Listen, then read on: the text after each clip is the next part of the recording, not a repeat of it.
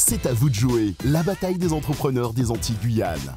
Voyons si notre deuxième candidat est prêt. Hello Constant, quel est ton message? Par ce pitch et cette émission, je souhaite sensibiliser un maximum de personnes au recyclage et à la revalorisation des déchets. Et j'espère que ça touchera le plus grand nombre. Notre deuxième candidat nous vient de la Martinique et nous présente son projet Waste to Power. Bonjour à tous. Bonjour Constant. Je m'appelle Constant Noblet, j'ai 35 ans, je vis en Martinique et je suis le fondateur du projet Waste to Power. Savez-vous que chaque jour, des tonnes de déchets plastiques sont enfouis ou incinérés dans la Caraïbe? Pire encore, parfois, faute de capacité locale, ils sont réexportés à des milliers de kilomètres en Europe pour être incinérés. C'est une véritable catastrophe écologique, aussi bien pour notre santé que pour notre futur, et je souhaite arrêter cela.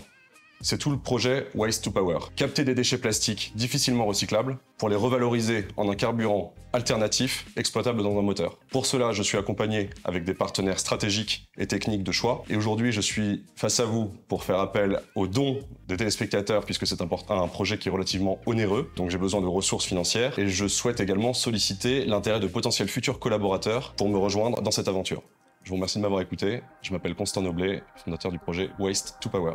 Voilà un pitch très synthétique, un pitch d'ingénieur. Moi, ce qui m'intéresse de savoir, parce qu'on a des vrais enjeux d'impact, notamment concernant le retour au pays. Aujourd'hui, tu as vraiment un projet d'envergure qui pourrait donner envie à des ingénieurs, des profils ingénieurs. J'imagine, tu vas nous dire ce que tu recherches comme profil pour compléter ton équipe, justement pour initier ces retours au pays de compétences. Qu'est-ce que tu recherches ? De qui tu aimerais t'entourer? Sous quel délai? Est-ce que tu peux nous en dire plus? L'usine est censée fonctionner en 3-8. Donc 3 personnes par shift, un chef de ligne, un manutentionnaire et une personne pour superviser. Le sujet de développement durable, donc on est dans la green tech, hein, donc en tout cas c'est un projet, je trouve très intéressant. Je pense que ce sera un projet soutenu par la BPI et la French Tech, hein, dans le cadre de la green tech. BPI France, French Tech et Green Tech sont des organismes ou labels qui valorisent l'entrepreneuriat français. J'attends le montant. Aujourd'hui, on parle de 2 millions d'euros. Ce qui est cohérent pour monter une usine. Je vois que tu as amené un petit peu de matériel. Est-ce que tu as des choses à nous montrer? Oui. Alors. Merci. Donc, on prend du plastique que l'on broie, on le fait passer dans un process qui, en sortie de processus, donne un carburant de type gasoil exploitable dans un moteur. D'accord.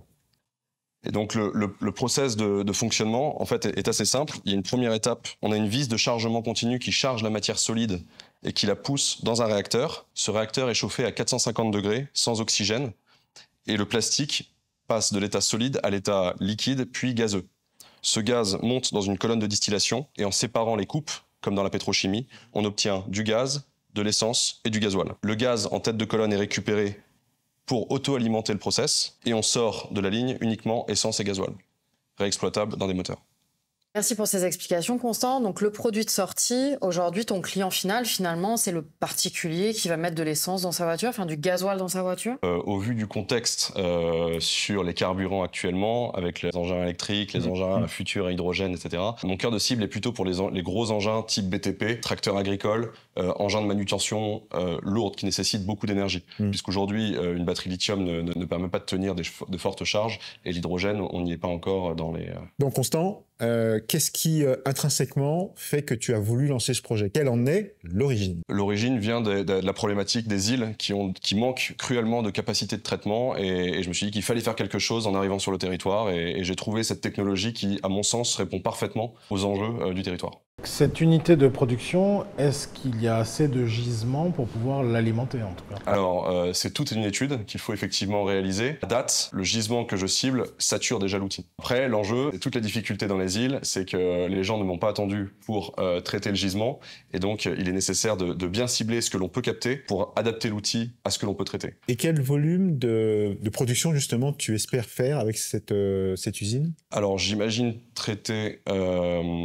D'accord. J'ai le chic pour pas poser les bonnes questions. Le projet de Constant est stratégique, et celui-ci intéresse d'ores et déjà de grands groupes industriels avec lesquels il est soumis à des accords de confidentialité. Quel volume en litres tu penses pouvoir produire avec cette usine? À peu près 1 million de litres de carburant. À l'année? À l'année. Ok. Est-ce que ton projet est duplicable sur d'autres territoires où il y aurait des gisements peut-être suffisants de ta matière première pour la transformer en gasoil? C'est tout le but du projet, c'est effectivement de faire un POC Martinique pour ensuite pouvoir dupliquer le modèle sur la Guadeloupe, sur la Guyane dans un premier temps, puisqu'on reste sur des marchés français, et ensuite pouvoir potentiellement dupliquer avec des bons partenaires sur l'ensemble des îles de la Caraïbe. Le POC étant ce qu'on appelle la preuve de concept. Tout à fait. Voilà. L'usine, peux-tu rappeler comment elle est constituée?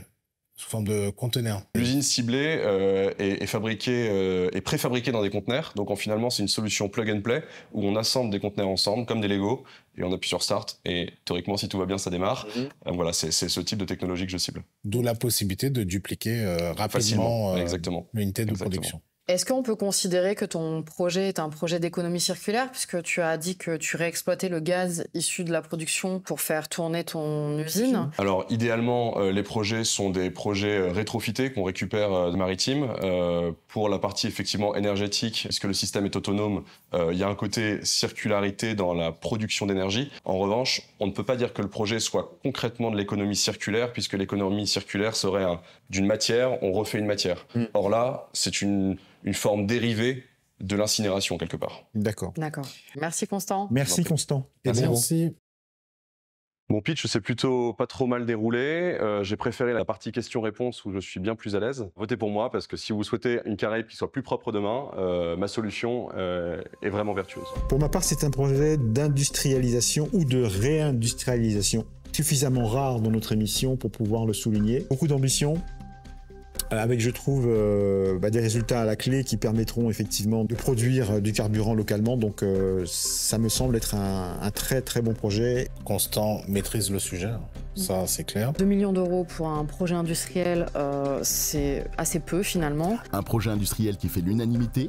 Merci aux candidats, merci aux experts. Votez pour votre candidat favori. Par SMS, en envoyant CAVDJ au 97 000 pour les Antilles-Guyane et au 72 018 pour la France hexagonale, suivi du numéro de votre candidat. À vous de jouer, public. Envoyez CAVDJ 26 pour le projet Martinique Waste to Power. La bataille continue et seule la victoire compte. C'est le cumul des votes qui désignera le vainqueur de la saison. À bientôt et d'ici là, portez-vous bien.